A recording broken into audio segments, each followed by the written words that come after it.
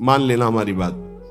इस सृष्टि में जो दोस्ती करेगा वो तुम्हें चढ़ने से गिरा देगा, चढ़ाने वाला दोस्त तो केवल भगवान ही है। ये गांठ बांध ले साधक कि स्वप्न में भी कभी किसी को अपना न मान ले कि ये मेरा प्रिय है, नहीं तो वही तुम्हारे जीवन का घातक चिंतन वाला बन जाएगा। स्वप्न में भी कभी किसी को अपना न माने। यहां जीवन में ये बात लिख लेनी चाहिए। ये बहुत आंतरिक बात कह रहा हूं, अगर समझ पाओ तो समझ लेना, नहीं आगे माया समझा देगी आपको। सिर्फ अपनी बात मनानी, उसकी बात नहीं माननी। सिर्फ अपनी निष्ठा में रहना है, उसकी तरफ झुकना नहीं, तो बात बन जाएगी, अन्यथा नहीं बनेगी। अगर ये रहा कि मुझे अपनी बात बनाने के लिए मुझे इसकी बात माननी, तो ध्यान रखना जीवन भर पछताना पड़ेगा, जीवन भर रोना पड़ेगा, और उसका कल्याण हो कि नहीं फिर संशय हो जाएगा। क्योंकि श्रद्धा शासन से प्रकट होती है, दुलार से नहीं। श्रद्धा कभी किसी की सुरक्षित रखनी है, उसकी श्रद्धा बढ़ानी है, तो कभी किसी को दुलार ना करे, ये गांठ बांध ले। आप इस भाषा को नहीं समझ पाएंगे, लेकिन इसको मान लोगे तो जीत जाओगे माया पर। संतों के अनुभव सुने जाते हैं, वो किसी राग द्वेष से युक्त नहीं होते, वो परमात्मा साक्षात्कार कराने वाले होते हैं। कभी भी साधक को, संत को, उपदेशक को दया करके, द्रवित होकर अपने सिद्धांत का त्याग करके उसको सुधारने के लिए कभी ना झुके। अगर अपने सिद्धांत से उसका उद्धार होता है तो ठीक है, अपने सिद्धांत को त्याग दिया तो जीवन भर पश्चाताप रहेगा और सामने वाले का उद्धार नहीं हो सकता। ये खूब सूक्ष्मता से रात रात भर भगवत चिंतन करके उसका अनुभव कि उपासक की ये गलती हो जाती है। अपने लोग किसी भी बात को, किसी भी घटना को घुस करके हुए घुनाक्षर न्याय, जो जैसे घुन गेहूं को ऊपर पूरा सुरक्षित रखता है और एक जगह से छेद करके अंदर जाता है और पूरा का पूरा माल ले लेता है, केवल खोखा रह जाता है, ऐसे उसे घुनाक्षर न्याय कहते हैं। किसी भी घटना, किसी भी शब्द पर घुस जाना और उसके रहस्य को निकाल करके ज्यों का त्यों ऐसा अनुभव करना, ये उपासक बड़े बड़े संतों से गलती हो जाती है। और इसी गलती का नाम साधुता है। इसी गलती का नाम साधुता है कि वो अपनी गति दुर्गति का ध्यान न रख करके पामर जीवों को परम पद प्रदान करने के लिए नीचे उतर जाते हैं। आओ हमारे सर पर पैर रखो और भगवत प्राप्ति करो। हम जैसे हैं वैसे प्रियालाल के हैं। हमारे प्रियालाल में अपार सामर्थ्य है। साधक जब तक भगवत साक्षात्कार न कर ले तब तक तटस्थ भूमिका रखे, कभी किसी को अपना न मान ले, नहीं तो भगवत साक्षात्कार में बाधा पड़ जाएगी। तुम जैसे हो वैसे भगवत साक्षात्कार कर सकते हो। हमारी बात ध्यान रखना। काम है, क्रोध है, लोभ है, चिंता मत करो।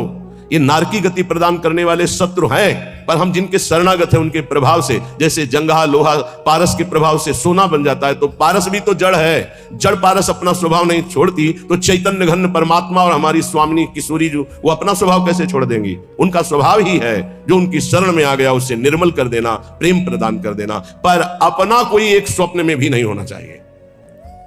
सपने हो और न देखत कोई ऐसा सहयोगी नहीं है जो मुझे प्रियालाल में लीन करने का सहयोग करे। प्रियालाल से दूरी बनाने वाला मित्र तो मिल जाएगा।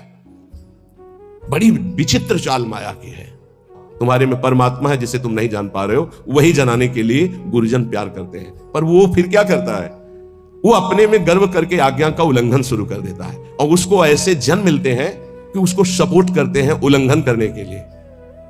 अब वो जो उसकी चित्तवृत्ति गई थी कि इसको परमात्मा प्राप्ति कराएंगे, अब उस चित्तवृत्ति ने उसके चिंतन पर बाधा पहुंचा दी। गलत समय गया और अशांत असंतुष्टता पैदा करने की चेष्टा कर दी उस संग ने।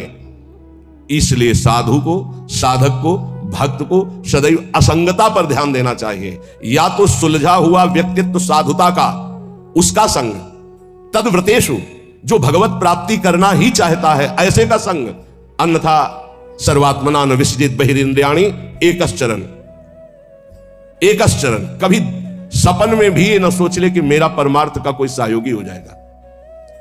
जैसे भगवान करुणा करके आखिरी बात अर्जुन से कहते हैं, मेरी बात मान लो, सर्वधर्मान परित्यज्य माम एकम शरणम व्रज अहम त्वाम सर्व पापेभ्यो मोक्षयिष्यामि। अर्जुन, ये अत्यंत गूढ़ बात कह रहा हूं, ये सबके सामने प्रकाशित होने वाली नहीं। तुम मेरे प्रिय हो, इस मेरी आत्मा हो, इसलिए मैं तुम्हें कह रहा हूं, मान जाओ, ऐसे चलो, ऐसे चलो। तब तुम्हें पश्चाताप होगा जब अटैची तैयार करोगे और सामने से ट्रेन छूट गई। ये एक ही बार ट्रेन मिलती है जीवन में, परम पद के लिए एक ही ट्रेन है, सदगुरुदेव की कृपा। जब तुम याद करोगे और तैयारी करोगे तब गाड़ी तुम्हारे सामने से छूट चुकी होगी, फिर केवल पछतावा ही पछतावा रह जाएगा। एक हवा आती है जैसे अभी चली है, मान लो हमारी बात मान लो, हम खोल के कह रहे हैं, खुला कह रहे हैं, ये हवा आई है तुम्हारे कल्याण के लिए। ये केवल हवा है, अनुग्रह की वायु है, अनुग्रह की वायु, केवल कृपा वायु। जो इस वायु में पड़ जाएगा वो निकल जाएगा। और ये ज्यादा दिन के लिए अनुग्रह वायु नहीं होती। जैसे पछियाव चला उसका अलग प्रभाव, पश्चिम की वायु चली, उत्तर की वायु चली, दक्षिण की, हर वायु का अपना प्रभाव है। ये अनुग्रह वायु है, ज्यादा दिन नहीं रहती अनुग्रह वायु, ये ध्यान रखना। जहां विशेष अनुग्रह वर्षा होती है वहां ज्यादा दिन नहीं होता, वो तत्काल ढका जाता है, क्योंकि कलयुग और माया दोनों का भी प्रभाव बढ़ना चाहिए। और जब तक अनुग्रह वायु रहेगी तब तक ये बढ़ नहीं सकते, इसलिए उस अनुग्रह वायु को ढका जाता है, या तो कलंक के द्वारा और या तो आयु पूरी करके। जितने बड़े महापुरुष हैं वो कम अवस्था में पधार गए। आद्य गुरु भगवान शंकराचार्य जी, बड़े बड़े महापुरुषों को देखो। आपको स्पष्ट कह रहा हूं, मानो तो मानो, नहीं तो ट्रेन छूटी। ये केवल अनुग्रह वायु, केवल अनुग्रह वायु, चीख के कह रहा हूं, पकड़ लो पकड़ लो, नहीं बाद में केवल हाथ मलते रह जाओगे। केवल कृपा ही है, कृपा। ये शरीर नहीं बोल रहा है, पकड़ लो। ये केवल कृपा है जो तुम्हें भगवत प्राप्ति कराने के लिए। रोज हम एक संकेत दे रहे हैं, अगर पकड़ पा रहे हो। कल कहा था सबकी वर्दी तैयार है, केवल आपको अपने तन का ये जो कपड़ा है इससे प्यार हटा दो जितनी जल्दी। पोशाक बनी बनाई तैयार है, भाव दे कि तुम्हें तत्काल मिल जाएगी गुरु प्रसाद से। नाम लिख चुका है, पोशाक नप चुकी, बन चुकी है, बस इंतजार तुम्हारे इस शरीर रूपी वस्त्र के राग का त्याग करने का है, और उसकी तैयारी हो रही है।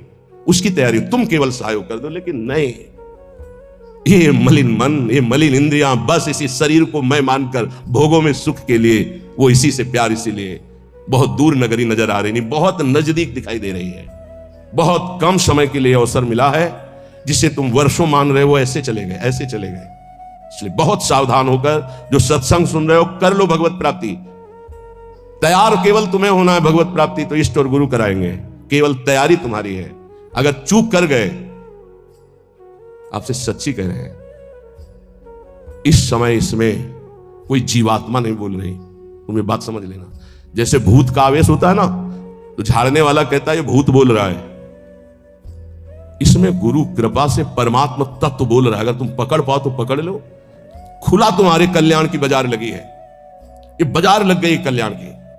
इसमें कोई साधक नहीं बोल रहा है, इसमें कोई जीवात्मा नहीं बोल रहा है, ये हम इसलिए परिचय दे रहे, पकड़ पाओ तो पकड़ पाओ। वो स्वयं बैठ करके तुम्हारे कल्याण के लिए कर रहा है। उसे ये केवल ढांचा तुम एक व्यक्ति का देख रहे हो, तुम्हारे कल्याण के लिए वो केवल बोल रहा है, कल्याण के लिए केवल इस शरीर को चला रहा है, कल्याण के लिए केवल चेष्टा कर रहा है। अगर पकड़ पाओ तो पकड़ पाओ। ऐसे अवसर जब आते हैं तो बहुत कम समय के लिए ऐसे अवसर आते हैं। बहुत चतुर प्रवीण आदमी होता है जो सौदा तय कर लेता है और धनी बन जाता है, नहीं तो लोग इंतजार करते रहते हैं, जन्म जन्म इंतजार करते रहते हैं और सौदा नहीं हो पाता।